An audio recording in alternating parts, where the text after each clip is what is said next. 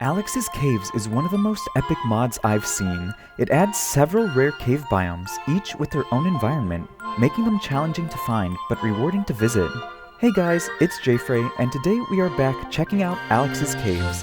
This video will be the full showcase going over the new biomes and all of the mobs and tools you can find from them. Make sure you like and subscribe to join our awesome community, and let's get right into it.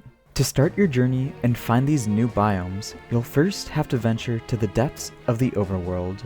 Making your way through the Veins of Skull and also the onslaught of mobs, you may find a new structure in the winding paths of Deep Slate, and that is the Underground Cabin. This new structure from Alex's mobs will have everything you need to start your new modded journey.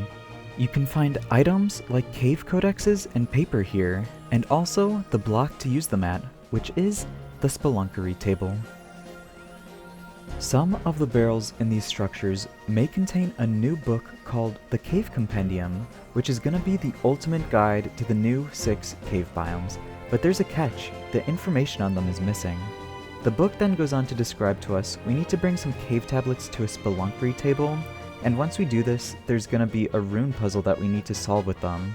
But once we do this, it'll give us a cave codex, which we can use to turn into a cave map and bring us to the new biomes. Once you have your cave tablets, make sure to grab a little bit of paper as well, as both are necessary to use the Spelunkery table. As soon as both of these are put in though, it'll start the rune puzzle. This involves 3 different rounds of trying to decode a certain word from the rune puzzle. Now the rune uses standard galactic alphabet, which is also what the Minecraft enchanting table uses, and each round has a few different attempts, so if you mess up, you're able to decode the word and try again. Once you've decoded the word 3 times, it'll give you the Cave Codex. You'll want to make sure that you have multiple cave codexes, because each one that you use on the Cave Compendium unlocks more information on the chapter about that biome. Like the Cave Compendium said earlier, you can surround a cave codex by 8 pieces of paper and get a map for the cave biome of that cave tablet type. So this will be a map for the nearest magnetic cave.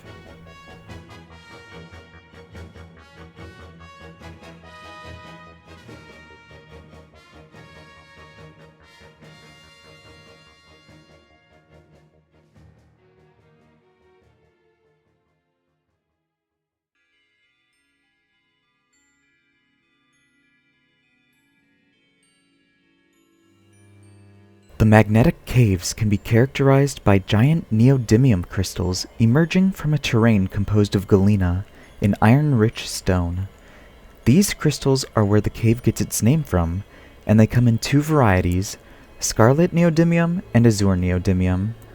Scarlet neodymium attracts all metallic objects, such as iron and netherite equipment, whereas azure repels them. It's still unknown how or why this biome has neodymium in vast quantities. Although it has not been without effect on the local area, numerous beings have adapted to this place and call it home, and the caves are littered with odd mining bases created with the purpose of extracting as many minerals from this place as possible.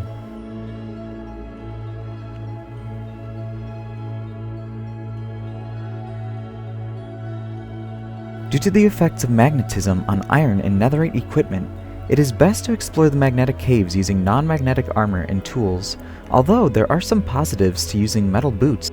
If worn, they can allow the wearer to walk on any surface of a scarlet neodymium block, including the sides and underneath. The neodymium is not the only resource worth journeying here for. These caves are rich in iron, and the galena they are made from also has its uses. Amongst the crystals of the magnetic caves, Tesla bulbs can also be found.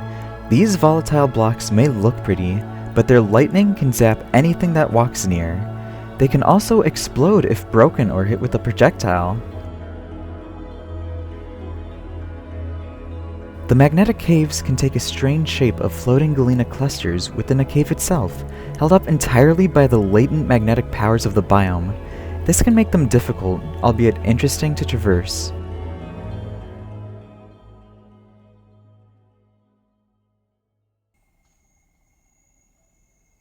The Primordial Caves have been isolated from the rest of the world for untold millennia, perhaps for tens of millions of years.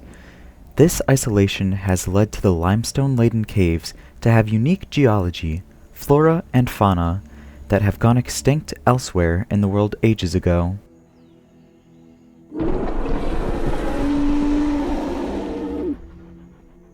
The subterranean biome is kept well lit by amber soul, a novel form of amber that illuminates all blocks beneath it. It appears with amber clusters on the ceiling of these massive caves. This illuminating power gives the entire biome a brightness equivalent to daytime on the surface, explaining the lack of monsters and the large prehistoric plants growing in this biome. Chiefly, among these are the puin trees that cover the landscape, along with ancient jungle trees, curly ferns, cycads, and flytraps.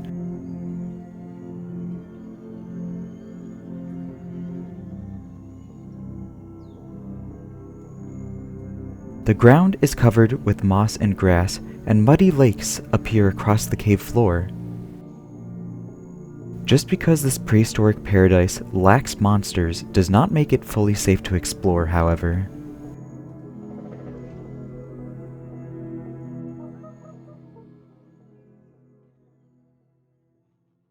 The Toxic Caves is a massive underground wasteland that must have been created by the excesses of scientific hubris in ages long past. All that remains of this is an extremely hostile environment, home to some equally dangerous hazards and monsters. Most of the terrain of the Toxic Caves consists of radrock, an irradiated variant of stone. This radrock occasionally bears uranium ore inside it as well, which is also exclusive to this biome in such quantities. Dividing the open spaces of the Toxic Caves are large pits full of acid, a dangerous liquid that can corrode the armor of anything that enters it before corroding the creature itself. Acid can also create rusty versions of scrap metal blocks when it flows over it.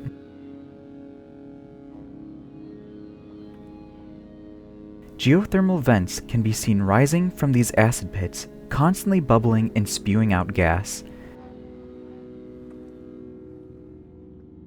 The Toxic Caves also feature the occasional sulfur stack, which can grow in size provided there is a block of acidic radrock dripping onto it.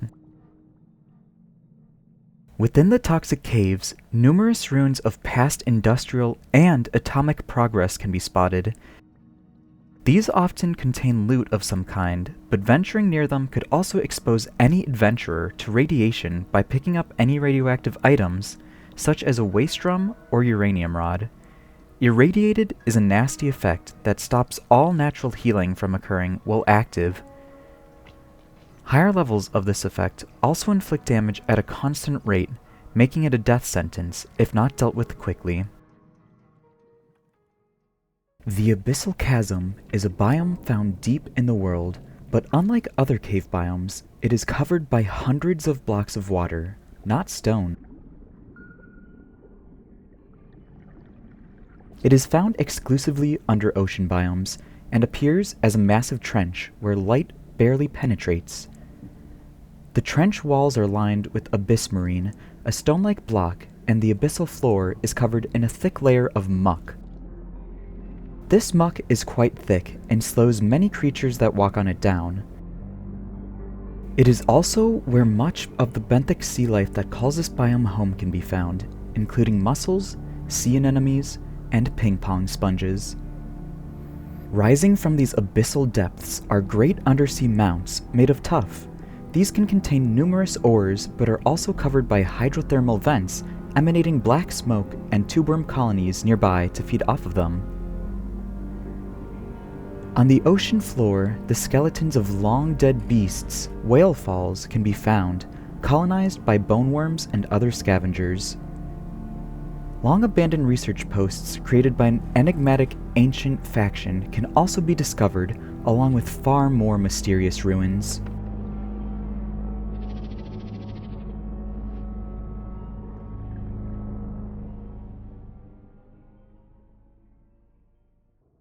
The Forlorn Hollows is an underground cavern system engulfed with pure darkness. Almost no light shines here, as the biome is unnaturally shrouded with a thick shadow. The large subterranean mammals native to the Forlorn Hollows have deposited enough guano over time for it to petrify into a kind of rock, guano stone. Some of this has also turned into another rock, coprolith. Poking through this terrain is the occasional peering coprolith, an ever-present reminder that the many eyes in the dark are always watching. Strangling through the floor and the roof of the Forlorn Hollows are thornwood trees, or at least what remains of them. Although it may seem enticing to light up this gloomy place, care must be taken when placing light sources, as they can attract unwanted attention. All animals that live in the Forlorn Hollows have been twisted by dark influences, but some have even been subjected to even darker powers. Even now, some beings there call forth even darker brethren from otherworldly shadows. The Candy Cavity is a mysterious underground biome that defies all logic and expectation. This deeply unnatural place would be unsettling if it was not doused in sugary sweetness. Made nearly entirely out of candy, this place is truly a sight to behold. The Candy Cavity is believed to be a relatively recent addition to the Overworld, likely being created as a byproduct of nefarious magical experiments carried out by its native powerful sorcerers, the Lyca Witches. Inside the biome, the terrain consists primarily of blocks of chocolate, frosted blocks of chocolate, and cake layers, which make the biome feel uncannily like a large slice of layer cake. Intersecting these are plenty of roads made of rock candy and rivers of purple soda. The biome is kept surprisingly well lit for a cave biome by the presence of sundrops, magical gummy candies infused with the very power of the sun. Rainbows can often be seen arching between sundrops. Large scoops of ice cream can be seen in piles emerging from the floor, which are complemented by giant cones hanging from the ceiling. Also complementing the sweet atmosphere are giant candy canes, lollipops, chocolate bars, gobstoppers, cookies, donuts, and the licorice root, a native tree to the Candy Cavity. Although this place may seem to be a walk in the park, there is more to its sweetened appearance.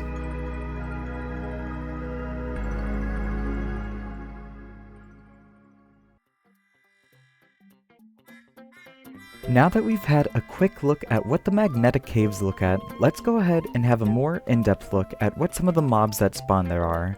Starting off with these little helicopter dudes, the noters. Oh, it looks like he just escaped. Okay. Oh, they're all over here. Okay, so these are the noters. That one looks like it's flying away. They basically will scan the magnetic caves like this one is doing right now, and then they will send the information to a hostile mob in the cave, like this telecore. So this telecore is a hostile mob, and it is basically magnetic. It usually has a weapon that spawns on top of its head. So now this telecore knows, oh yeah, to throw its iron pickaxe at me, thanks to the noter. Hi buddy. So let's go ahead and get rid of you since you're gonna keep killing me.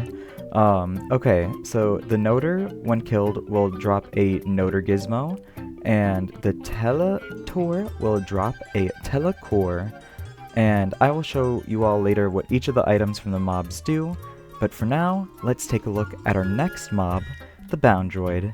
Boundroids are sneaky mobs because they spawn on the ceilings of caves, so like if you're looking forward mining something, you might not even see it crawling towards you, and then it'll just drop on you. This mob is also interesting because it's made up of two parts. I think the face is on this side? No? There's a face on one of the sides. Oh, there it is, a face on the anvil side. And then there's another part, which is the top. So I think if we go in here, it will actually drop on us. Hopefully it doesn't hurt too bad. Hello. Oh gosh, okay. It doesn't seem to hurt too bad, especially if you're equipped with diamond armor. Oh, please let me out. But I think if you hit the top part with something, it should fall to the ground. If we're able to do that, this bow might just kill it. Okay, let's run in there.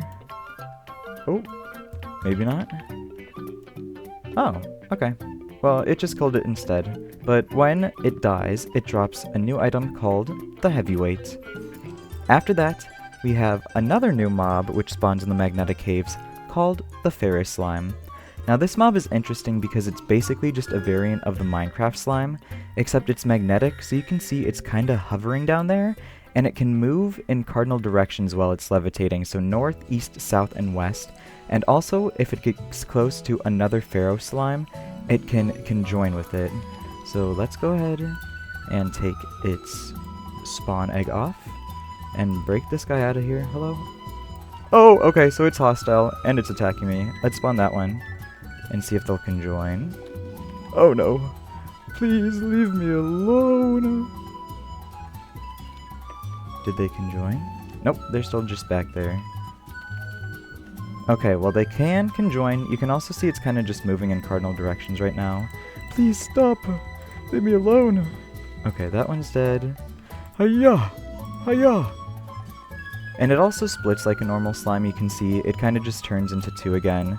And then sometimes when they are killed, you can see it drops a ferrous slime ball.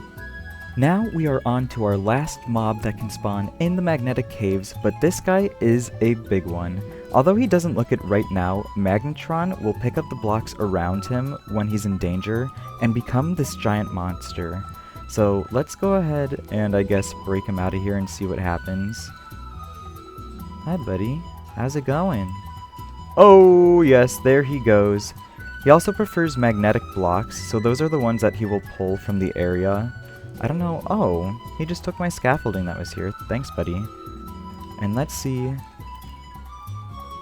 how long it takes him to be killed. Oh no, please don't hurt me. When these guys are killed too, they will drop that big ring in the middle of their chest, which is the Heart of Iron. And that is used for some pretty cool items that we will see after this guy is killed. Oh, there we go.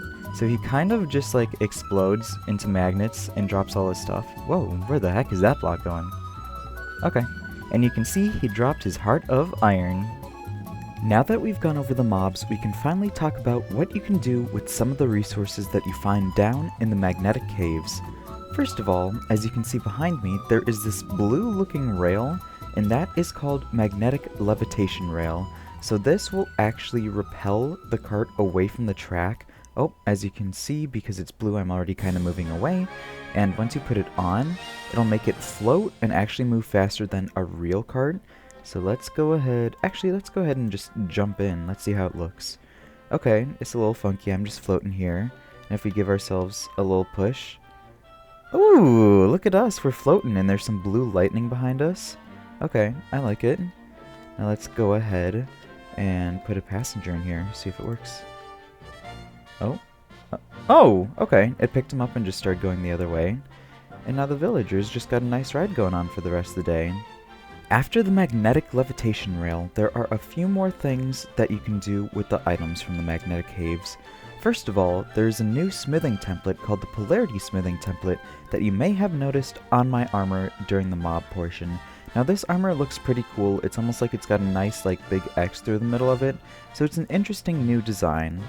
Some more things that you can do with the resources are of course making magnets, the Azure and the Scarlet Magnet, and depending on which one you use, it will either repel or attract blocks. I think if you use them with a piston. So right now they're kind of just decoration blocks, but that's okay because they're big, nice magnets. Along with the magnets, another thing you're able to craft is your very own Tesla bulb. So if you bring some of the spire that you find to your home and also make your own Tesla bulb, then you'll be able to have some pretty cool decorations around your house. You can also craft your very own holocoder and hologram projector. Now these are super cool because they basically allow you to project any mob, and they're basically blocks, so you just place them on the ground like that. And I think if you right click on them with the holocoder, it just projects the player. So look at that, it's me! It's my skin. I can stand right next to it. Oh, so beautiful. And then let's go ahead and pop on over to our villager here.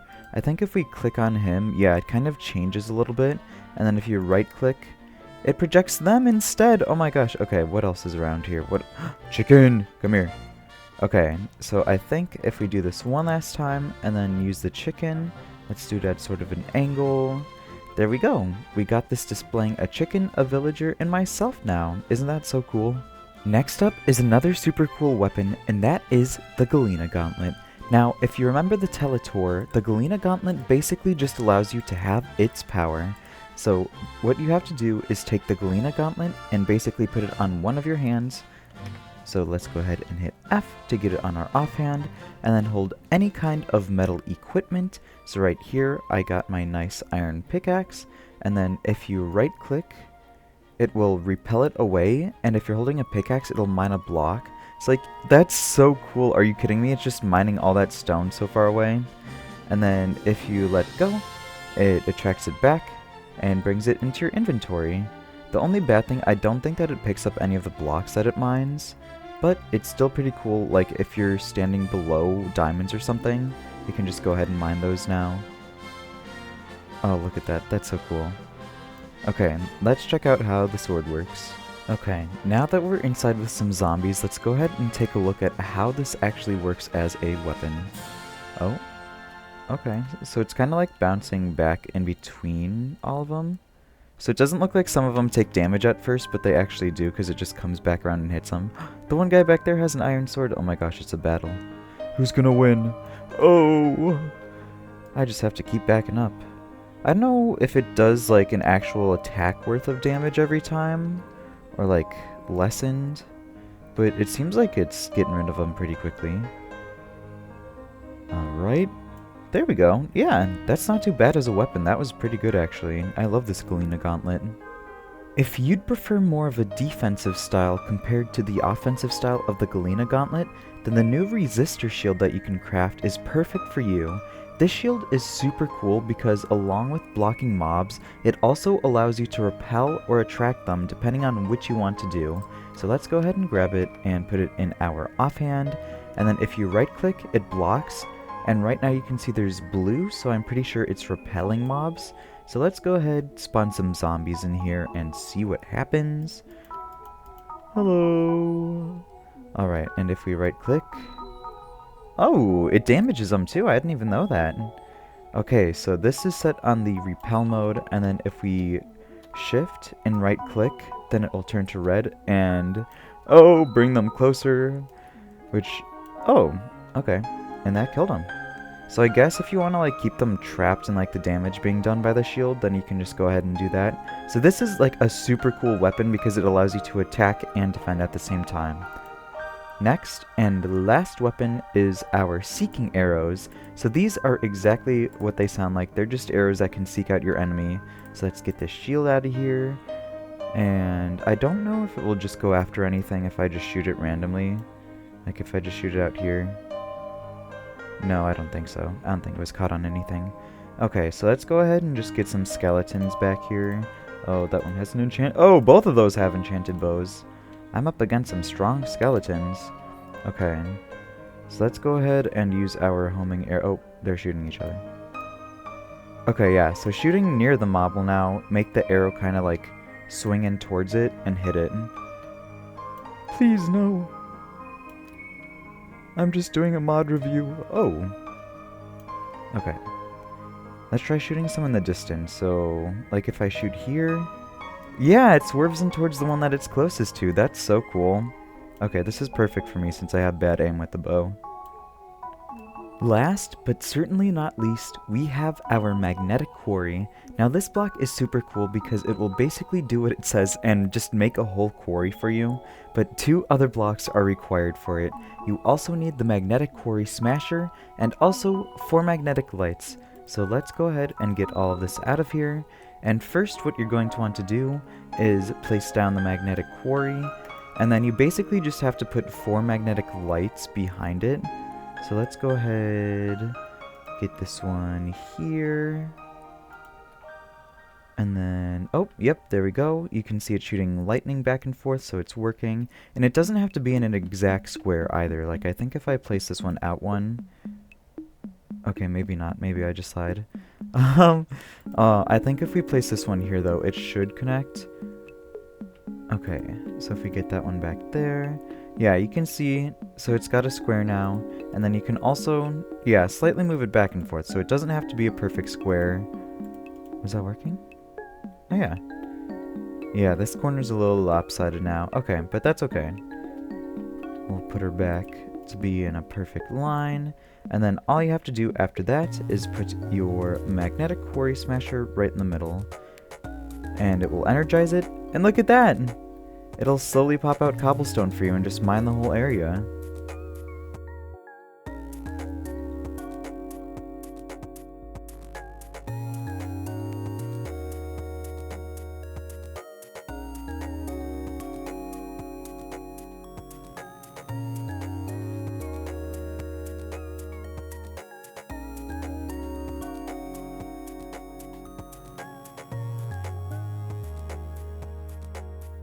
Okay, so I waited around a little bit because I was curious to see how much this magnetic quarry would actually mine out, and I was so surprised when I actually looked in here because it goes all the way down to deep slate, which I was not expecting. So it's actually a great way to like mine out just a whole chunk, and we'll gather like all the ores that are here, like this redstone. It'll gather all your deep slate, all your stones, irons, you know, any of your ores for you. So it's worth it to go to the magnetic caves and get some of these mob drops so that you can just set up these auto farms.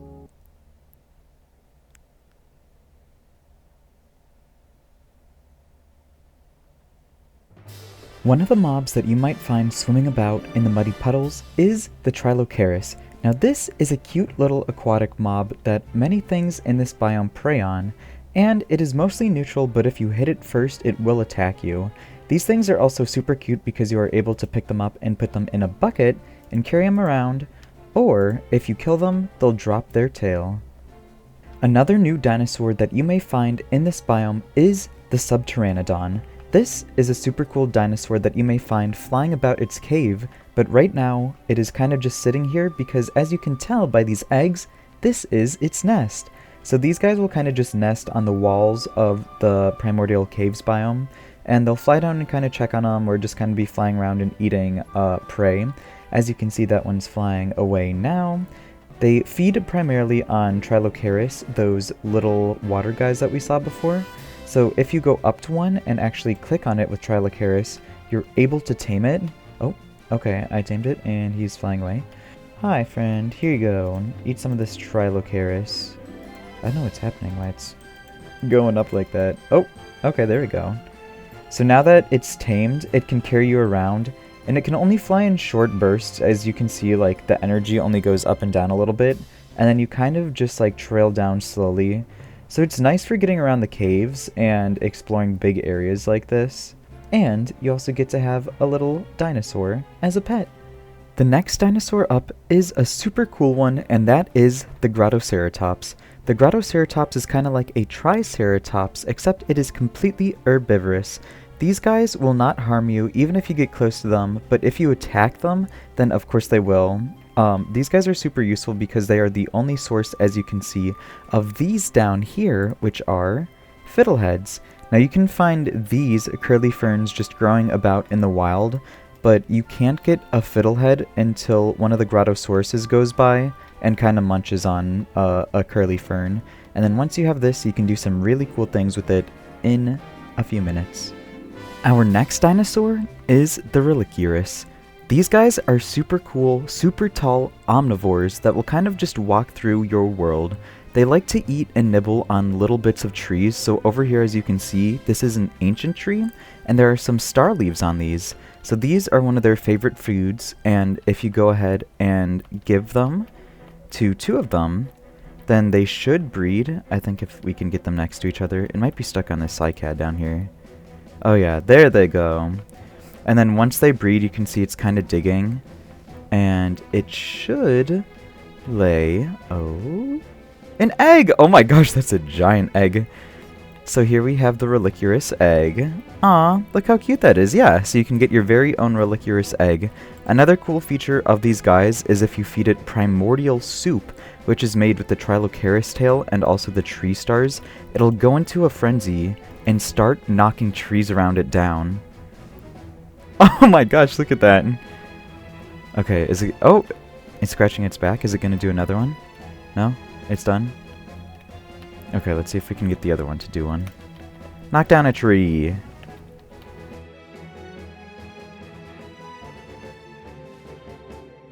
A cool thing that you can do with your cooked dinosaur chop is actually just put it in a crafting table, and then it will become dinosaur nuggets. Now make sure, if you're putting them in a chest or storing them anywhere, that there are no velociraptors nearby, because these guys are super sneaky and can actually sniff out food and will open doors and chests to get to food.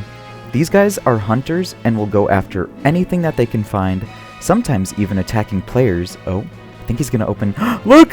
He's stealing my chicken nuggets! Excuse you! Oh? Okay, I guess, so once they eat their chicken nuggets, they go into the serene state, where you can give them a serene salad. And once you do... Look! Oh my gosh, it's tamed! Hi!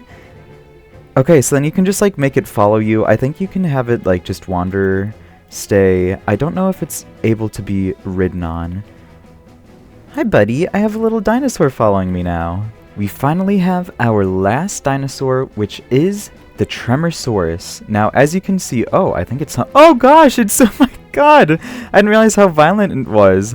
Okay, this guy is based off of the T-Rex, and as you can see, it has a violent step, and also when it roars, like anything it does basically shakes your screen. I don't know, it looks like it's going after that other dinosaur. Oh, yeah, I think it's going into its hunting phase? Okay, so it will literally just like tear apart everything in its path, but these things are actually able to be tamed, so I think what you have to do is hit it with this primitive club. Oh, I think it knows what I'm trying to do. Which this primitive club is made with a thick bone that you can get from dinosaurs and also 2 cycads. So let's go ahead and give this guy a whack. Oh no. I've made a terrible mistake. Oh, he's okay. So once he has the stars around his head, you can feed him a serene salad, which will kind of like make him a little bit calmer, but you have to do it several times to make him fully not want to hurt you anymore. Bonk. Okay, bonked him. Oh no! He's not very happy about being bonked. I guess I wouldn't be either. Hi. Yeah! Alright, salad! I tamed him! Oh, look at that! Okay, so we are on top of this good old dinosaur now. And as you can see, it has this bar that's slowly charging. Let's go ahead. Oh, look at that. I literally look so cool on top of this right now. So as you can see, there are a whole bunch of velociraptors that look like, oh, they are coming after me. So if you press G on your dinosaur, it will roar and scare off most of the animals in the distance. Oh. Yeah, there it goes again. And also you can see there's like ripples in the water as you move because of just how massive this thing is. So let's roar again.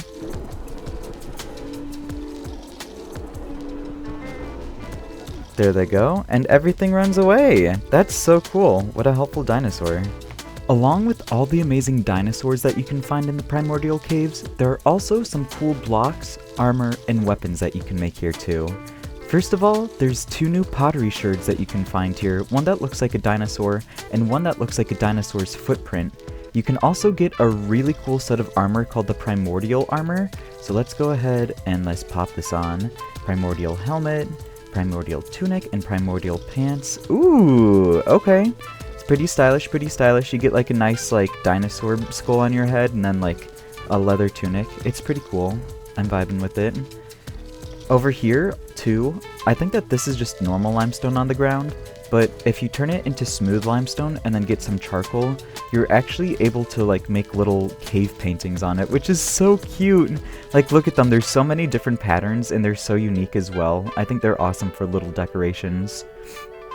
Last but not least, over here, we also have this ominous catalyst which can be made, and this is actually used all the way up here on the top of the volcano.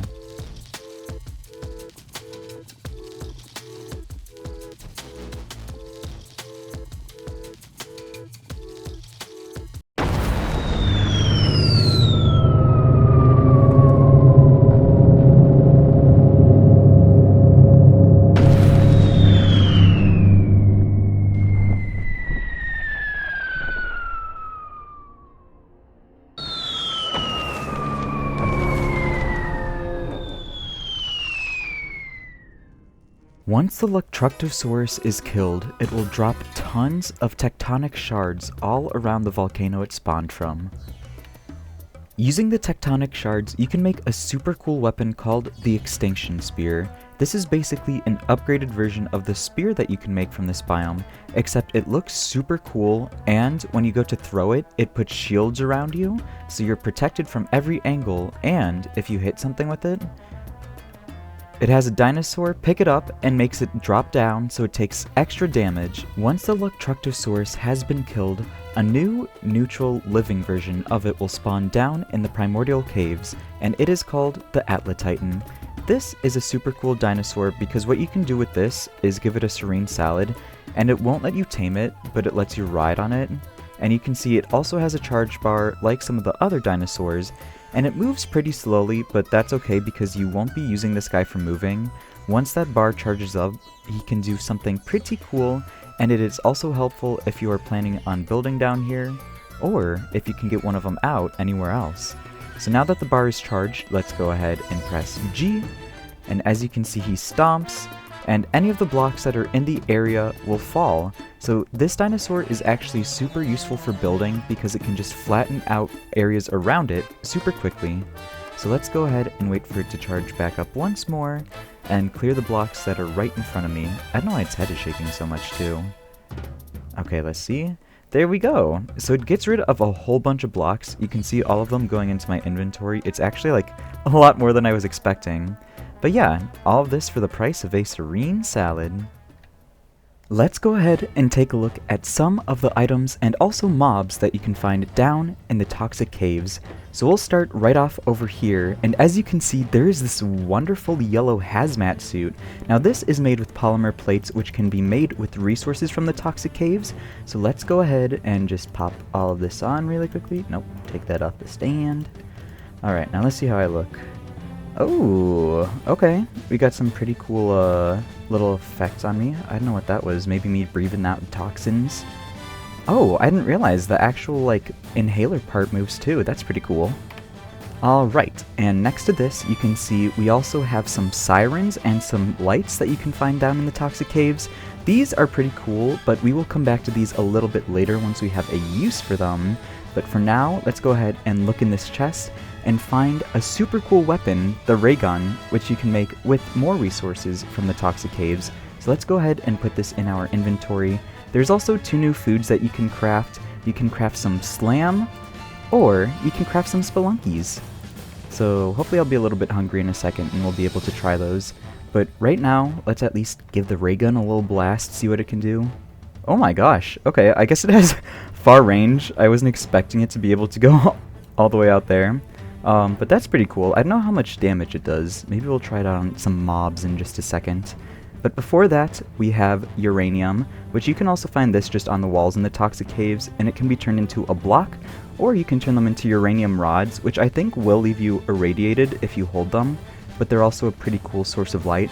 And you can get some radon bottles down in the toxic caves and use them to make different colored radon lamps. The last item that we have to check here is, of course, the nuclear furnace. So all you have to do to make this is put 8 of the nuclear furnace components together and it crafts into this big block. And if you take anything that a smelter can smelt, so some of this iron, and then put it in here, it will start to smelt it, but 5 times faster than a regular smelter. Now you also need uranium rods to power this, so make sure you have those. And you'll also want to put some metal barrels in here to contain all the waste that it's going to make, or else your nuclear furnace may blow up. Now that we've gone over some of the items, let's check out some of the mobs that can spawn here, starting with this crazy looking mob called the Brainiac. Now the Brainiac is a wild mutated creature. It's tons of zombies and creepers and just an amalgamation of all of the hostile creatures you can think of. So there's a reason it's placed inside this glass enclosure for now. This guy is pretty cool. He can drop a charred remnant, which is used to make nuclear furnaces, and I don't know why it's not here, but there should be some Soylent Green, so let's go ahead and grab that really quickly. Alright, there's our Soylent Green. It's kind of cool. It looks like a little carton of milk, except, you know, green. And this stuff is super useful because if you get irradiated from battling any of the mobs down in the toxic caves, or just holding uranium, then you can use this to clear off the effects. So let's go ahead and pop this open and see how hostile this guy really is. Hello? Oh, okay. I guess he has long reach. Hi there. You want to come out? You want to say hi? Your brain might be too big. Come on. Oh! Whoa, okay, so he does a little ground pound attack. He's got a cool... Oh yeah, it irradiated me as well. He's got this claw arm as well. So let's go ahead and use the ray gun and actually see... Oh, maybe get away from this guy a little bit first. See how much damage this actually does. It doesn't seem like too much, but Oh! Did he just attack me with his tongue? Please, leave me alone. Oh! He was about to throw his waste drum at me? Okay. Well, I guess he has that now. So that guy is a little bit difficult. You'll want to make sure that you have some good armor for him. But if you have a ray gun or a good sword, it shouldn't be too much of a problem. Now that this guy's gone though, let's go ahead and check out our next mob, which is the Gamma Roach. And I'm glad that my irradiated effect went away, because these guys are usually neutral, but if anyone is around with the irradiated effect, then they will attack them. These guys are super useful because they'll drop toxic paste too, which can be used to make some of the items for the toxic caves. Next to them, you can see there's some bubbling acid. I don't know if any of them are going to jump out, but down there in the depths are some rad gills. Maybe if I take the bucket. Come here, buddy. Alright, let's break in there. Here, we'll place one down, and maybe it'll jump around. But these guys are neutral. They don't hurt you really, and you can either bucket them with some acid, or you can kill them, and you can get cooked radfish, which is just a nice little treat for once you're down in the toxic caves. Here you go. You can see him jumping around a little bit now. So let's go ahead and take some of this cooked radgill, because it is useful for our next mobs, which are the Ray Cats. Now these guys are super cool cats. They're basically just mutated toxic cats. They are completely passive, and you can actually tame them by feeding them radgill. Okay, so once you've got yourself some radgill, you can just go ahead and feed it to some of the Ray Cats, and eventually you'll be able to tame them. Now these guys are super cool because if you have the irradiated effect, they will actually absorb it from you, making them super useful pets to have around. And if you have them tamed and feed them more radgill, then you can get yourself a baby Ray Cat. Hopefully. Are they gonna breed? Hello? Are you two gonna breed? Oh, there they go. Let's see what the baby looks like. Oh my gosh, it's so cute. Okay. Yeah, super helpful guys for down in the toxic caves. And last but not least, we have this big guy over here, this mutated Nucleaper. How did you get out? What the heck? Oh, they probably just teleported to me. So the Nucleaper, as you can tell, is a very hostile mob and also a very dangerous mob. This guy has a fissile core inside him, so if he gets close to dying, sirens will start to go off, and if he explodes, it does a lot of damage. So, I guess, why don't we go ahead and find out what he does? Oh. Oh, he's afraid of the Nucleapers! Okay, well, maybe we should bring these over here then. Alright, now let's go see what this big guy does. Hello! I like his little walkover. Oh! Oh no! Okay, so see? He has that little bit of siren and light around his head, so that means that he's gonna get close to exploding soon. So let's go ahead. Oh, that wasn't as hard as I thought it would be. Okay, so the ray gun does good damage against him, but let's go ahead and see what happens if we let him explode. Alright, I got a Nucleaper egg, so I think we're just gonna spawn this guy in right here and just stand next to him. Hi buddy. You look like you're a little disco ball. You got some lights going? Uh-oh. Maybe I can stand next to him and be his friend. Oh, or maybe he's just gonna follow me weirdly. Oh! Whoa! Okay. Oh! I was not expecting the explosion to be that big. Also, you can tell I have irradiated, because of my green glowing. So let's go ahead and check out... Okay, well I'm glad. I didn't think the explosion was gonna be that big. I'm glad that the baby ray cat survived. So I guess don't let that nuclear explode if you find him down in the toxic caves, or else he'll just destroy everything. Before we move on from the toxic caves, there is one last block that is pretty important to this biome, and that is the nuclear bomb. Now this guy can be crafted with a bunch of the resources from the toxic caves, and you can also make a remote detonator for it, which is super useful because it lets you just right click on it and you can see it kind of got a little bit brighter, and then if I go into my inventory you can see it's bound to this nuclear bomb. So we are going to get a little bit further away from this, and then we're going to see what kind of destruction this nuclear bomb brings.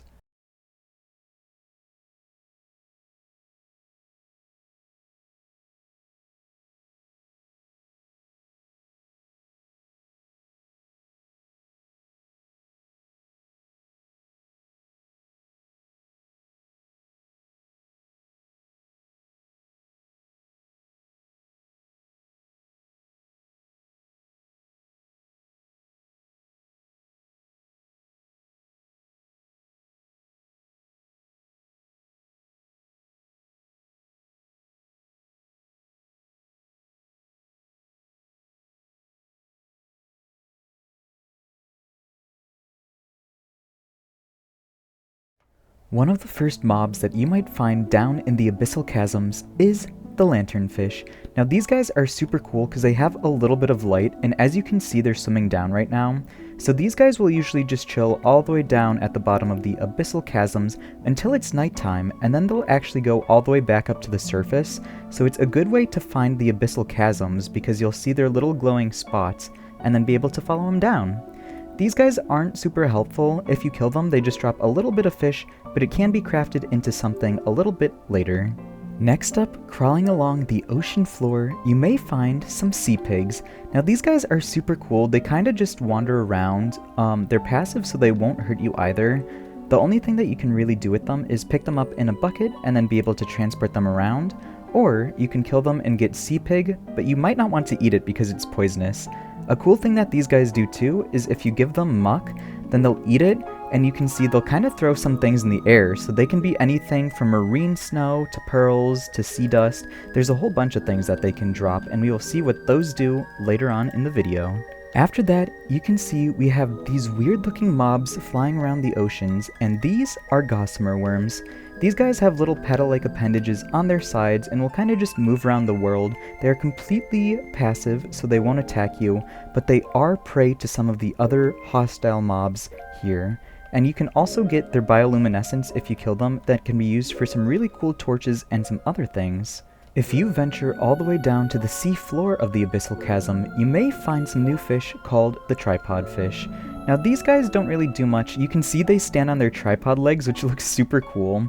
They can also be bucketed, or you're able to kill them and get tripod fish and make cooked tripod fish or use it for another awesome food that you'll see in just a minute. Next up, we have the Mine Guardian. Now these guys are basically guardians. Oh, he's getting real close to me. Please stay away. Okay, yeah, you can see. So these guys are just guardians that have been chained to the ground. You can see there's a little anchor there. And they are basically made to protect any of the structures in the Abyssal Chasms. So once they find you, they will come after you. So let's get closer to this guy. And they will eventually explode. Oh no, it broke the structure. So make sure you're careful around those guys because they can deal some serious damage. When you're down in the Abyssal Chasm, you may notice some strange mobs that'll follow you, and once you look at them, they'll run away. These are the Deep Ones. The Deep Ones are 3 different mobs actually, but they all work together to keep the Abyssal Chasm safe. Oh, there's another one. So that guy over there is the Deep One Knight, and then the 2 kind of jellyfish looking ones that have been coming at me. Let's see if I can... Oh, there it is. This one is the Deep One Mage, and then there should also just be a regular Deep One. So let's, if we can't find it, we'll just go ahead and spawn him in here. So this is what a regular Deep One looks like. So all 3 of these different mobs will basically protect this place, and you can build reputation or decrease it with them, and depending on what you do, they will interact differently with you. To increase your reputation with the deep ones, all you need to do is create an abyssal altar. This is made with 4 abyss marine and also some pearls that you can get from sea pigs or by breaking mussels. So once this is placed down, you can see there's a guy hiding over there. I think they're all pretty much, yeah, surrounded. Oh, I didn't realize there were guardians there. Oh, hello there. But yeah, you can see they're basically hiding all around me. So all you have to do is basically put a pearl here to begin trading with one. And let's see. Oh, okay, it looks like this deep one is coming over to take a look at it. So you can see he's kind of just checking it out. Oh, that guy grabbed it. Okay, so he will put stuff down. Oh, okay. Well, one of the mines blew up, but that's okay. The altar's still here. So each of the different deep ones has different things they will drop. I am getting fed up with the drowns down here. So if we place another pearl down, you can see which one's going to go over to it. Oh, we got a few knights. Oh, and it was the regular deep one. And he gave me some kelp. So they have common and rare items that they can drop. Most of the time, of course, it is going to be the common ones, but you can still get some of the rare ones, and we will show what those are. You can also see all of the deep ones are not afraid of me anymore because I think I'm on neutral terms with them now that I've traded a little bit. So let's go ahead and take a look at some of the items that you can get from trades from these guys, starting with the Ortholance. So the Ortholance is a super cool weapon that you can see some of the knights use. It's pretty powerful. You're able to launch yourself forward with it, and then it leaves waves behind you that do more damage. So it's a super cool weapon for when you're down here. You can also get a magic conch from them, which I think when you play it will summon more deep ones to your aid. Oh yeah, look, that guy grew out of the ground. So if there are hostile mobs around you that you're dealing with, you can use this, but they will disappear pretty quickly, so make sure that you are in danger when you need it. After that, you can also get a sea staff from them, which harnesses the power of water and can shoot projectiles that will target things. So you can see these are all targeting this tripod fish over here, this poor fish. But it's pretty cool, look at them. They're like magic missiles that just target anything. That's awesome. I love that. Okay, after that, we can also get a Gazing Pearl, and the Gazing Pearl is actually super useful because this is the item that allows you to see your reputation with the deep ones. So right now you can see the pearl reflects a neutral light, so I'm on neutral terms with them. If I were to damage any of them, I think that it would go down a little bit more. I don't know if it's because I'm in creative that's gonna change. Oh yeah, see, so they'll start running away from me again. Yeah, so I'll have to go, and put some pearls back over on our little altar over here. But while I am doing that, I will also show you a few more things that they can drop, like the ink bombs, which are super useful because if you hit a mob with these, it'll actually blind them for a little bit so that they can't see you and you can make your escape. Or you can use, I guess we'll just use it on the same guy, a glow ink bomb, and this will make people glow. And there is one more mob that we're going to check out right after this, and it will actually go after things with the glow effect. So I'm just going to keep giving these guys more pearls, see what happens, see how long it takes for them to be friendly with me. And then I think once they are friendly with you, they will fight on your side, because we will probably need these guys for the last mob we're going to check out here. Oh, there we go. So as you can see, it says all buddies now, and if I take a look at the Gazing Pearl, it says the pearl beams with a joyous shine. So these guys should all be on my side now. They should follow me around down here, and we will go and bring them to our last mob down here. We have a few last items to go over before we check out our last mob of the Abyssal Chasms. So first, if you are able to kill any of the Mine Guardians, which is actually kind of hard because of how they explode, you can get depth charges. Now these are used to craft some other things, but also you're able to throw them underwater and they will actually explode blocks no matter where they are placed. So above water, underwater, no matter what, you'll just be able to break some blocks. After that, we have some deep sea sushi roll. So this is what you can make with the 3 fish from down here, the tripod fish, the sea pig, and also the lantern fish. So you can either eat them individually or wrap them all up to make a deep sushi roll. After that, we also have some marine snow, which is another thing that the sea pigs can dig up. And this is super cool because you're able to use it to actually bring coral back to life. So if you brought some back from a coral reef and it died, you can just use this to bring it all back. And it's also used for some other things too, like you can use it to grow mussels, I'm pretty sure.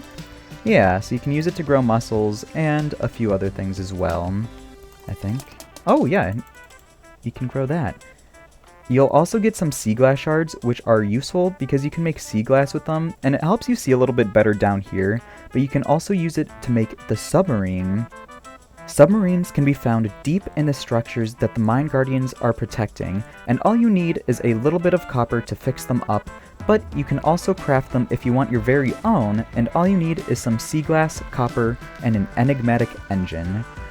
There is also a set of diving armor that you can craft, and this is pretty helpful if you don't have the submarine yet, because this will give you 40 seconds of water breathing, and then you'll be able to swim a little bit faster with the leggings too. So it's a super helpful set for down here. So now we're just going to go ahead and jump into our submarine and swim over to our final mob. If you're able to see that giant fish in the distance, that is our last mob, which is the Hullbreaker. Let's go ahead. He's very attracted to light, so I'm going to try and shine my submarine light at him and see if he'll come and attack me. He likes to go after the gossamer worms because of how much they glow, because they're bioluminescence. But maybe I can get his attention. Oh, he's going after the glow squids. That makes sense. So now that we are up at the same level, you can just see how giant this thing actually is. It's super hard to kill too, and you can see it'll flash its like scales before it actually starts hunting, but it is attracted to anything glowing. So you have to make sure with your submarine, if it sees you and locks onto you, you're going to want to just turn off your light so that it doesn't know that you're around. Okay, there he is. Oh my gosh, okay, so you can see the deep ones are helping fight. Wow, they're doing some serious damage to him and really blowing him back. If you're able to kill the Hullbreaker, he will sometimes drop an enigmatic engine, which you can use to make your own submarine, and also an immortal embryo, and we will save this for the end of the video because it actually does something super cool. Next up, let's go ahead and check out some of the mobs and items you can find in the Forlorn Hollows, starting off with the glue moths. If you're able to see through this darkness, you can see those little red-looking eyes in the distance, and those are all glue moths. These guys are super cool because if you've placed down a torch, they will actually start to flock towards it, and that can be kind of dangerous. Oh look, here they all come. So these guys aren't really that dangerous by themselves, they're pretty passive, but once a lot of them actually group up, it can bring predators in from a further area, so make sure that you're away from this when they all come by. But if you end up killing a glue moth, it's able to drop some moth dust.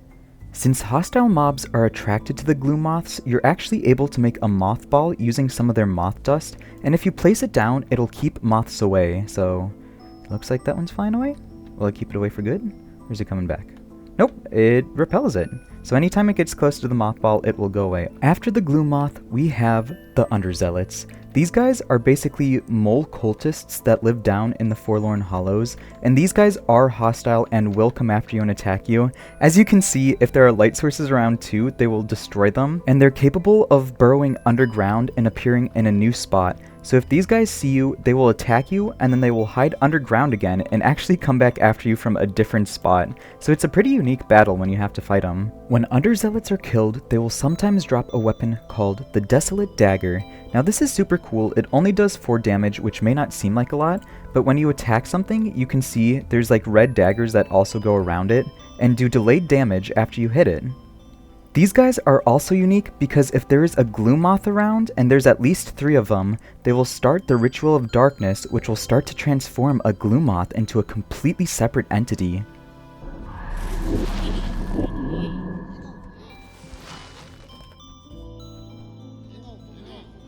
The mob that the glue moth turns into is called the Watcher, and this guy is actually really terrifying. He's a completely hostile mob, so he'll attack you if he sees you, but first he'll watch you from far away and kind of just follow you throughout the Forlorn Hollows. If he gets close though, he'll end up possessing you, and you'll see what it looks like from his position, so you'll see him slowly creeping towards you before it jump scares you. So let's go ahead and take a look at what that is. So as you can see, that is the Watcher over there on that hill. So we are just going to go ahead and get into survival mode. Oh, and you can see, so he's flying over to me right now. You can see from my point of view. Oh, there's also some bats attacking me. Oh, okay, and then he jump scares you after, which is lovely. So we got 2 bats, and where's this Watcher? Okay. So you can see he's kind of flying around. It's a little hard to see in the dark, but he'll also go invisible, so it's hard to hit him. Please! Oh! So see, I'm being possessed again right now, so I can't really move. I can kind of just see myself from his position. And once he gets a little bit closer, it's another jump scare. So let's see if we can get this guy. There we go! So once this guy dies, oh, there's some bats flying around me. Once this guy dies, he'll drop some dark tatters and also a really cool gem. Burrowing through the darkness of the Forlorn Hollows is a new rodent called the Corrodent. This guy is super big, and he also uses his chompers to attack you. And you can see if he gets too close to light, he'll actually get scared and burrow back underground. So it looks like he's, yep, popping out up there. And he's still afraid of the torch, so maybe if I go to the other side, he'll like burrow the other way. Where's he going? Oh, he's just getting closer to the torches. So you can see he's kind of just afraid, so if you put any light source near him, it basically makes it super easy to fight. And when you kill him, he can drop some coarse dirt and also some of his teeth if you're lucky. After that, we have the Vesper. Now the Vesper are basically giant bat-like creatures that go after glue moths, so these guys are super dangerous if you have any torches nearby, because they'll first take down the glue moths and then they will go after you. But they're actually kind of useful because if you kill them, then you're able to turn their wings into a stew, which is one of the only food sources down in these caves. Vespers can also be picked up by Underzealots, which can transform them into the most powerful being that you can find in the Forlorn Hollows.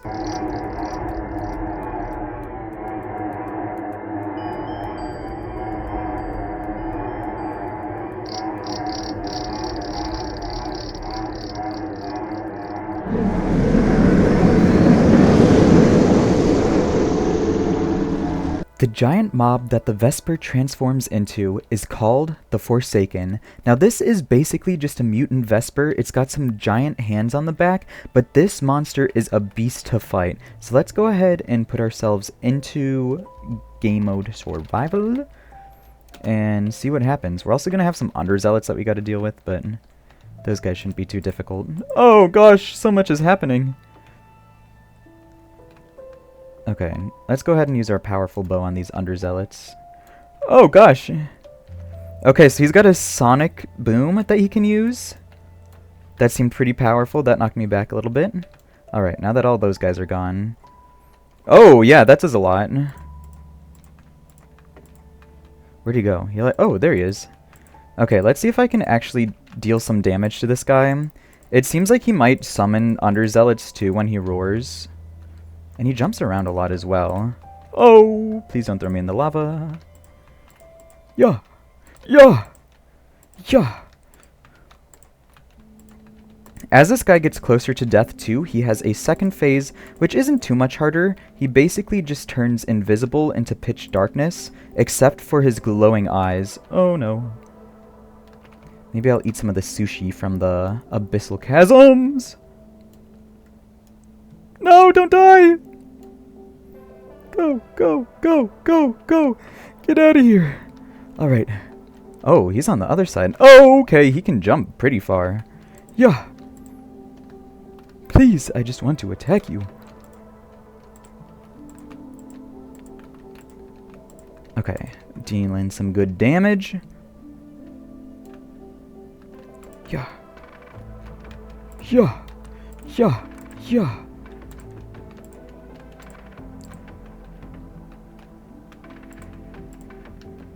Oh, not the sonic booms.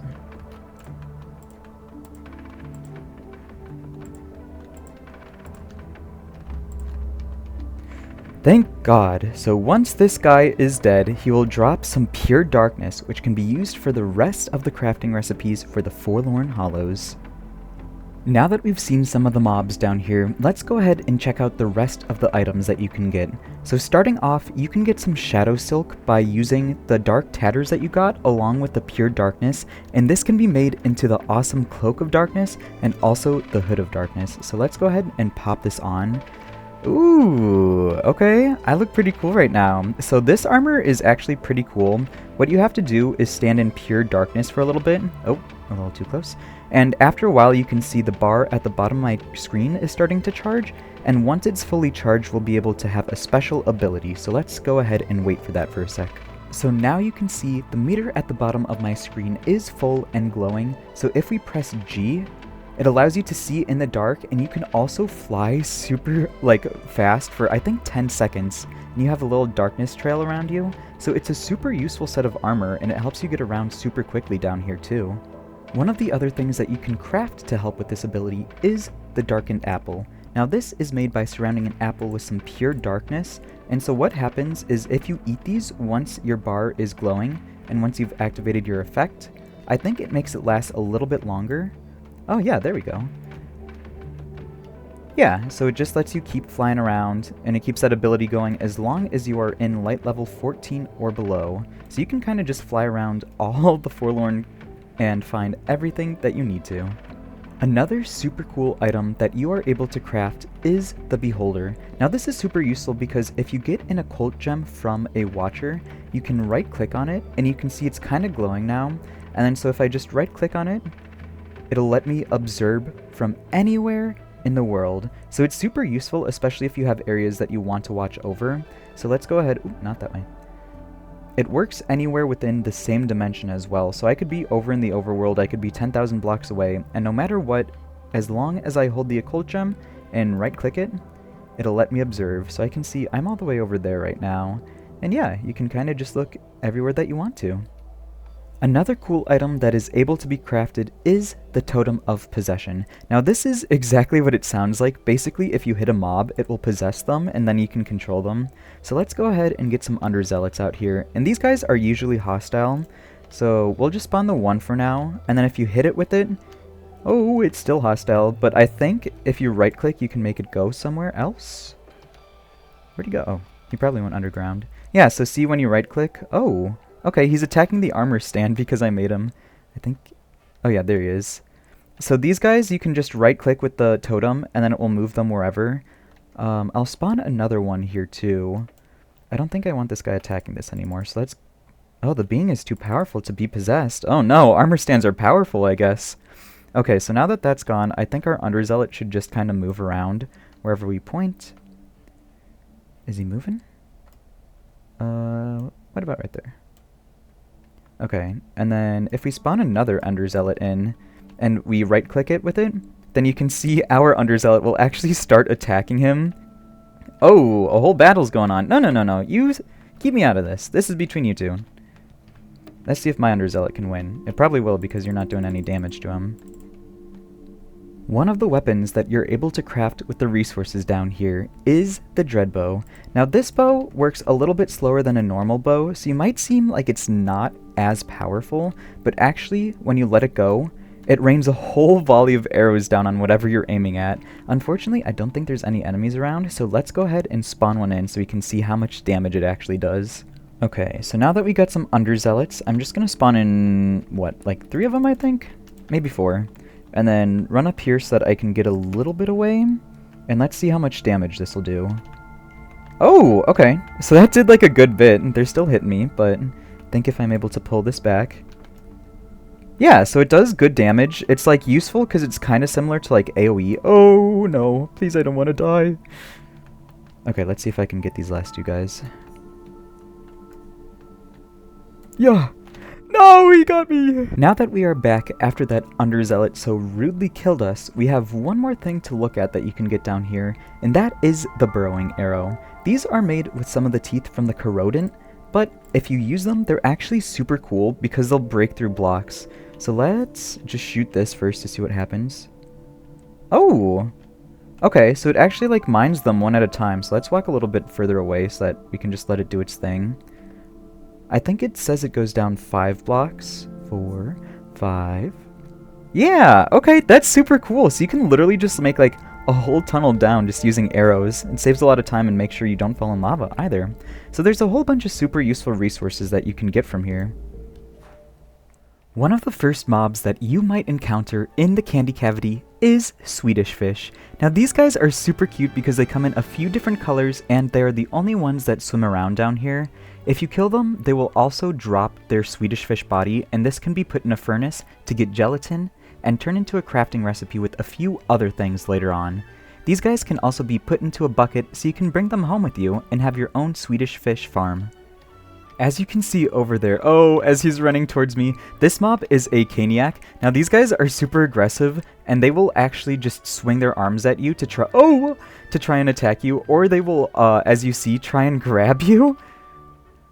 If I can get away from this guy, please, give me a second so I can showcase you. Go, go. Okay, whatever.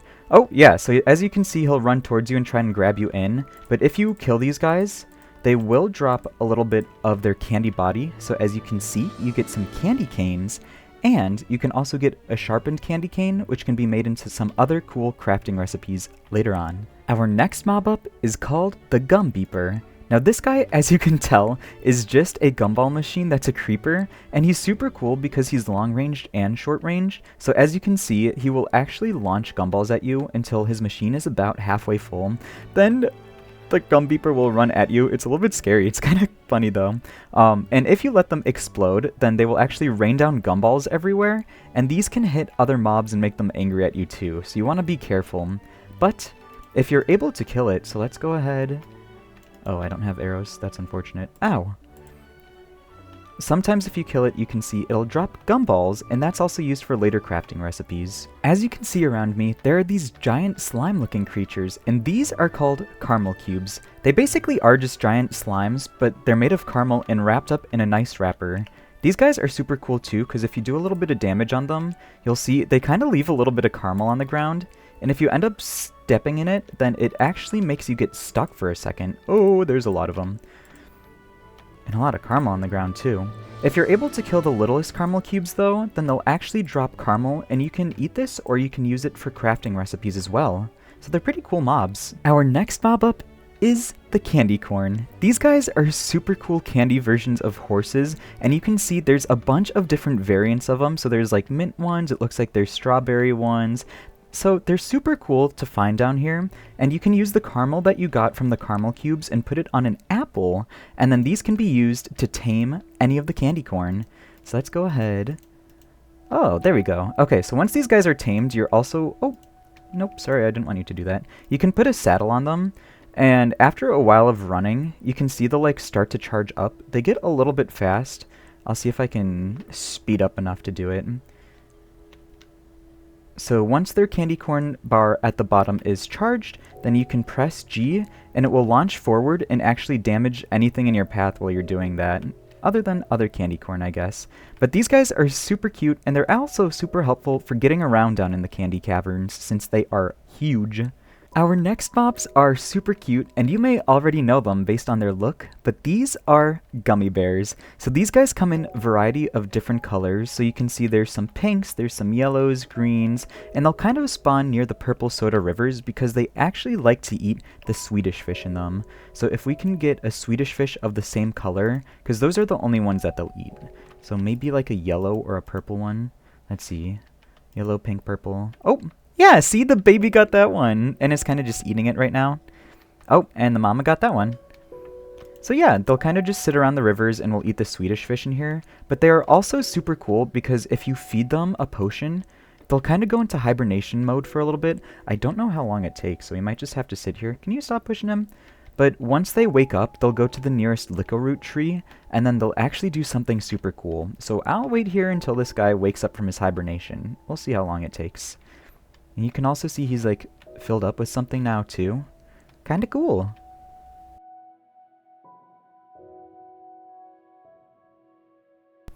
After a while, the bears will start to get up and they will rub their back on the nearest licorice tree, and eventually some jelly beans that are the same as the potion you gave it will pop out. So like this, you can see I have some fire resistance from this gummy bear that I gave a fire resistance potion to. Another mob that you might find high up in the licorice trees are the Licko Witches. Now these guys are basically sweet variants of the witch, but they are not that sweet because they will still throw potions at you and are very hostile to anything that is not native to the candy cavities. These guys are also responsible for creating the candy cavity. As you can see, they're throwing essence in here and keeping it alive somehow. So let's go ahead, we're gonna just go into game mode survival and see what kind of attacks these guys get. Oh, okay, that one's launching peppermint at me? I think it fell. Oh, it's eating candy canes. Oh, and it's throwing potions? Oh, not the candy. Okay. Oh, that does a lot of damage. Oh my gosh, and a hex on the ground? Okay. Oh, okay. I think I may need to go back into creative. But we can finish killing the witch, and you can see when you kill it, it'll drop some ice cream, a scoop of vanilla ice cream, and we got the Radiant Essence, which can be used to craft some super awesome things in just a second. As you're exploring the candy cavity, you may come across some small houses that are made of gingerbread, and of course, along with them, you'll find some gingerbread men. Now these guys are super cute, they're basically just super small mobs. They are neutral. If you attack them, then they will be on bad terms with you, but they are also mischievous because as you can see, if you start to throw food down, they'll actually steal it. They have quite the sweet tooth. And once you give them enough rare candies, they can actually assemble some pretty cool armor for you too. These guys can also walk up to you and take things out of your inventory, like this guy just stole my Radiant Essence and is now running away. Oh. Oh, they're all stuck down there. Okay, so I'm gonna go ahead and hit one of these. Oh, okay, I guess they die in one hit. I don't know if they're angry at... No, they're not angry at me. Okay, so it just takes... Oh, or maybe it doesn't. Oh! They are kind of mean though, but if you kill them you can get gingerbread crumbs and you can make some cool things with it as well, along with their villages. Ow! It keeps hitting me. When the gingerbread men take damage too... Oh, this one fell over! When they take damage... Oh, come back please! Okay, we'll just go after this one. They actually don't die, they'll just start to slowly lose parts of their body. Like you can see that one lost its leg. Oh, that one lost an arm! Oh my gosh! So that will just keep happening until they eventually disappear and all of their cookie goodness is in your inventory. The last mob that we have to check out is the gumworm. Now the gumworm is a super cool gigantic snake-like mob, and he kind of just goes through everything. Whoa, that was really cool. He just tunneled through that donut. So he'll just like kind of go through the whole candy cavity, just chomping his way through the cake and ice cream. And I'm pretty sure he's neutral, but it is a big boss fight if you decide you want to fight him. So I don't know how we'd even get close to him. He moves so quickly. Alright, let's see if I can get, like, close enough to, like, go into survival for a second. Alright. Hit! Let's see. Oh, he does a good amount of damage. No! Please! Oh, here he comes. Okay, that's not scary at all. The giant snake launching at you. Please! No! Alright. Ah, I still don't have any arrows. Are you kidding me? I don't think I'm gonna be able to kill this thing with this sword. Okay, back to creative for 1 second as we grab some arrows. No, he's leaving. Come back. Get over here. Oh, there he is. Okay. Gave him a little smack, and now we're just going to hit him with our bow. Oh. So that we can see what he drops when he dies, and that is the sweet teeth. One of the items that you can craft with the resources down in the candy caves is the candy cane hook. Now this is super cool because it is basically a grappling hook. Oh, I guess it just sticks on the ground though. And you can actually use two of them, one in your offhand and one in your main hand. And if you launch them like that, they'll pull you forward and you just go flying. And these are actually super cool because you can use them for a special secret with the gumworm. So let's go ahead and check that out really quickly. Okay, so let's say that you're up on the surface and want to find a gumworm but don't really want to go down to the candy cavity. You can also craft something called gob thumpers, and once you place these down, these will actually bring the gumworm up to the surface. Oh. Okay, I don't know if they're working or if that's just what they do.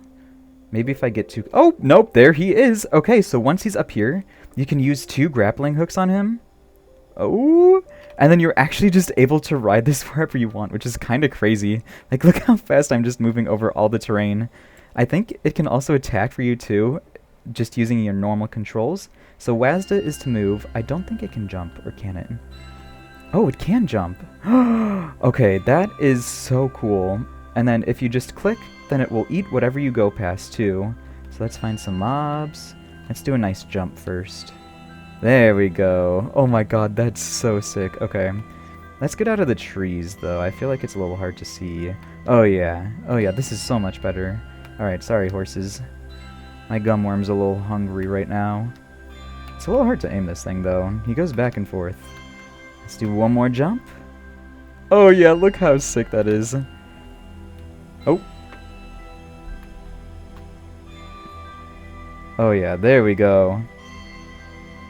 Now that we've gone through all of the mobs, let's go ahead and take a look at the last items that you can find in the candy cavity, starting off with these boots over here, which are actually called rain bounce boots. Now these are super helpful. They are crafted with some sun drops, and let's go ahead and put them on. Ooh, they're pretty. They glow on your feet.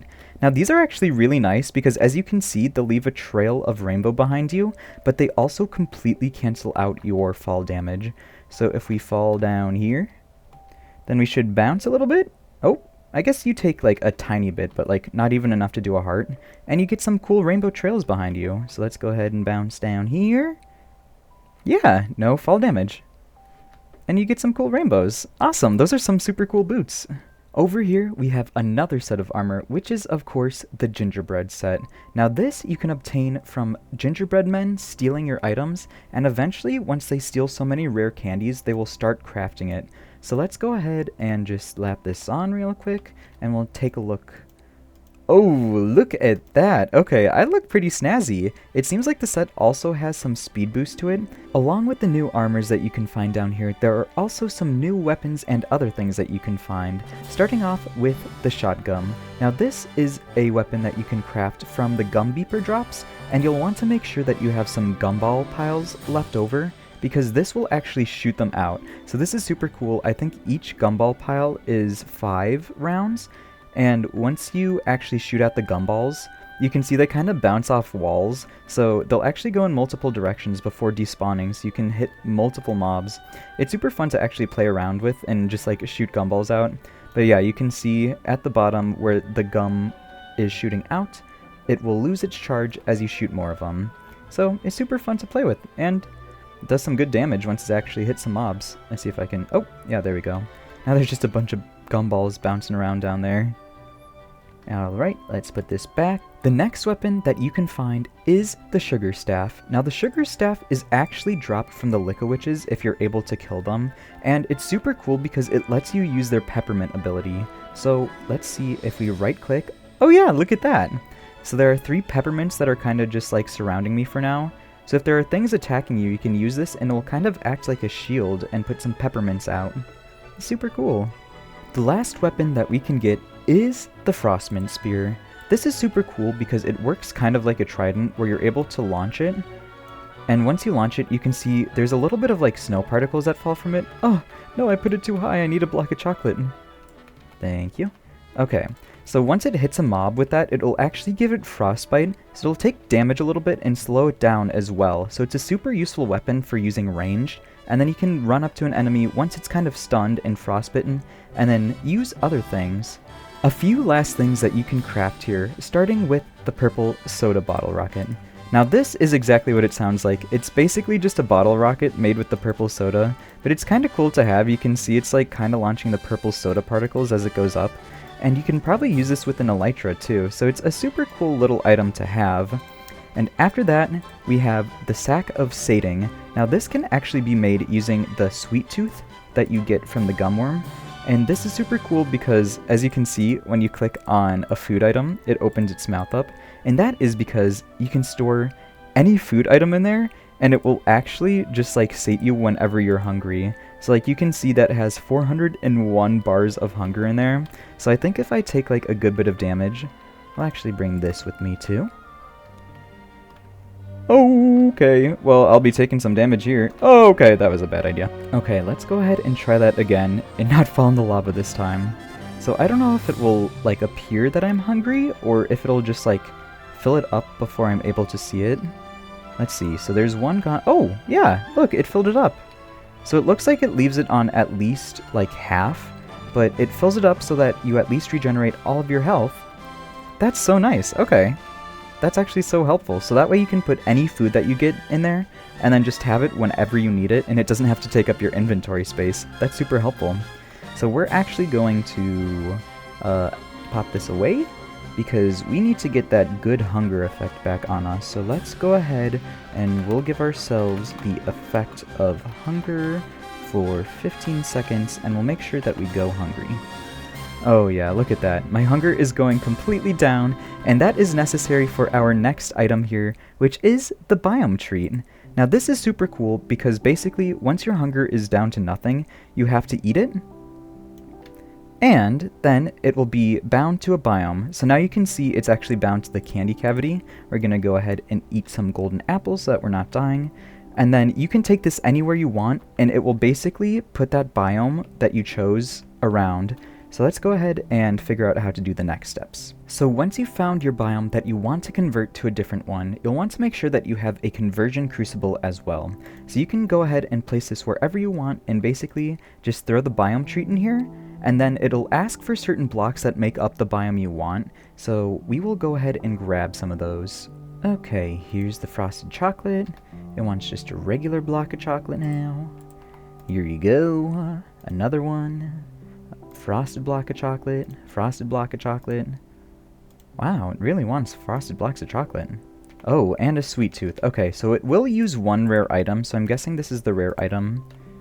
Oh, and look at that! Oh my gosh, okay. So it'll slowly start to convert the area around. It doesn't do too much, but it's actually super cool because I think this counts as, yeah, it counts as candy cavity now. So you can convert any biome that you want to a different biome type, and you can just keep doing this over and over again too. So you can spread the biome out more as far as you want. So it's a super cool way to actually get like nether or end in your overworld without having to, you know, cheat or do any of that. It's just part of the mod. So let's go ahead and see if this will spread any more. Yeah, look at that! So it just keeps spreading no matter how far you do it. What a super cool item. If you remember the immortal embryo from the Abyssal Chasm, you can combine this with some tectonic shards and a Tremosaurus egg from the Primordial Caves and get a new exciting block, which is the Tremorzilla egg.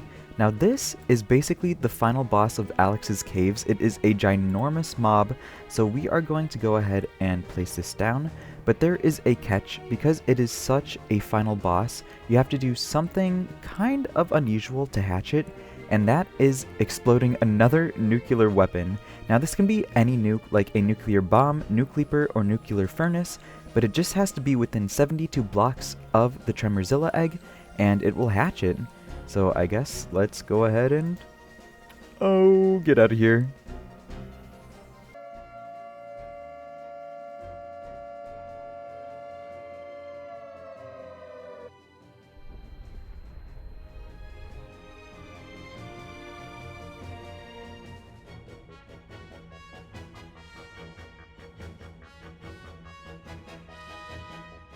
Once you make your way back to the rubble, you'll be greeted by a new baby Tremorzilla. Now this guy is kinda cool because he's basically a baby and almost as tall as the player, but what you can do with him is feed him at least 4 waste drums, so you can see he kinda chomps away at them. And after 4, it has a 1/3 chance of taming him, so there we go, we got him! Oh my gosh! So now we have our very own tamed baby Tremorzilla, and once this guy grows up, oh, I don't know where he's going. Once he grows up, there will be some really cool things that we can do with him, so let's go ahead and wait for that. Once Tremorzilla grows up, it is truly a massive beast. You can see even as it's just walking around, it's kind of breaking blocks, but it has a bunch of cool abilities. I think it just ate my shulker box. Come on, man, that's not cool. So along with just looking amazing, if you go ahead and right click on this guy, you can see, oh, I'm glowing a little bit because I'm irradiated, but that's okay. You can go ahead and write on these guys if they're tamed, and you can also see that it has a little charge bar at the bottom like some of the other mobs do. So if you press G on your Tremosaurus, I think it's G? Yeah, there we go. You can see the scales on its back actually start to light up, and once they are fully lit up and go all the way up its back, it charges up a laser beam that actually destroys blocks. So you can just go around and like destroy a whole bunch of stuff just by charging this guy up. That is so insane. Oh my gosh, look at all the damage he did. So this guy is a super useful way to clear some terrain because he breaks all these blocks and also the towers. But you can also spawn in 2 of them, and if you have more than one, you can hold some nuclear bombs. If both these... oh, that one's roaring at me. Maybe we'll just spawn another one over here. I don't know why they're walking away from each other. Please. Oh, I did not mean to spawn another baby one in. Okay, so once you have 2 Tremorzillas, you are actually able to breed them by using nuclear bombs on them. Oh, so you can see that one looks like it's digging right now, so we'll see if it goes ahead. And look at that! So it looked like it places the block on unrefined waste. Yep, so whenever they breed, it will place a Tremorzilla egg on a unrefined waste block. Thank you all so much for watching. I really hope you enjoyed this Alex's Caves showcase. If you did, be sure to like and subscribe, and also comment down below which of the biomes from this mod was your favorite. I'll see you in the next one. Bye-bye!